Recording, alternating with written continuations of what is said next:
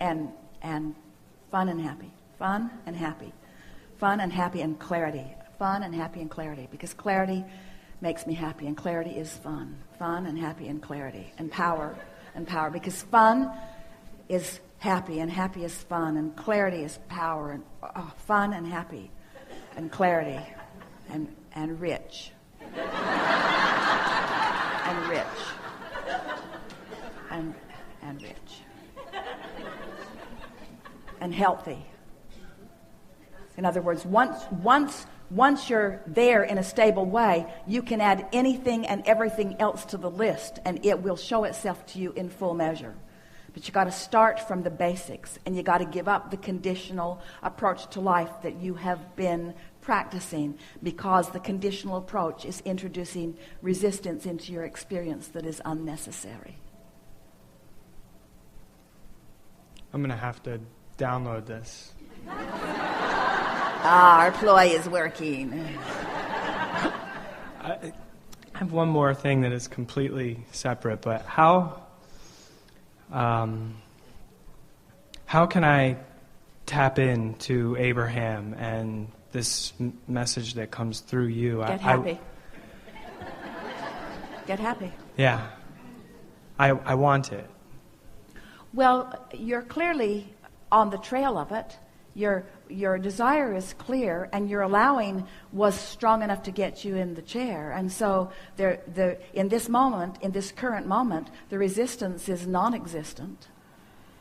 And so it's seeking this state of being, it's seeking this feeling. Really what it amounts to is not making such a big deal out of things, and not trying so hard to justify, and sort of taking everyone else out of the equation, and just developing a relationship between you and your source, and letting that be the primary thing that you're reaching for. And to understand that the source within you is happy, and that when you feel happy, that alignment is happening. And when you're yearning for something, that's different. Yearning is different than happy. Yearning is an active vibration in opposition to what I'm reaching for. So it's not trying so hard. It's being easier about it. It's looking for the evidence of it that's all around you all the time. It's acknowledging when you are in alignment, and reveling in that alignment, and talking about that alignment when you are there, and keeping the momentum of that alignment going longer, and consciously acknowledging that it is happening, and staying there until you're fully appreciated it, until you just feel obnoxiously invincible. In other words, when you tune into this and practice it and allow it and own it, and can get there easily and start there every morning, and get further and further into your day with it, then all of the easier it gets, the easier it gets. Because at first it's a little awkward, but you get better and better at it. And the better you get at it, the more evidence that flows. And the more evidence that flows, the easier it is to be good at it. Until then it becomes the condition coming in response to the vibration, rather than trying to get the vibration to come in response to the condition. That's really what we're wanting you to understand.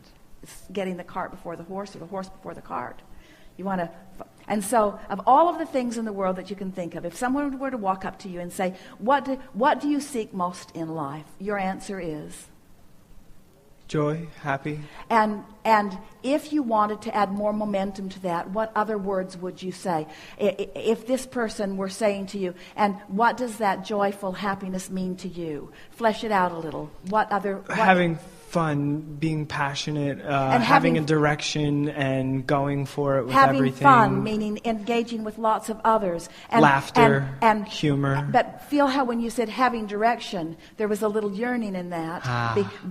So what you want to say is knowing direction, feeling my way, feeling the inspiration, getting the impulse, being alive to the impulse, following my bliss.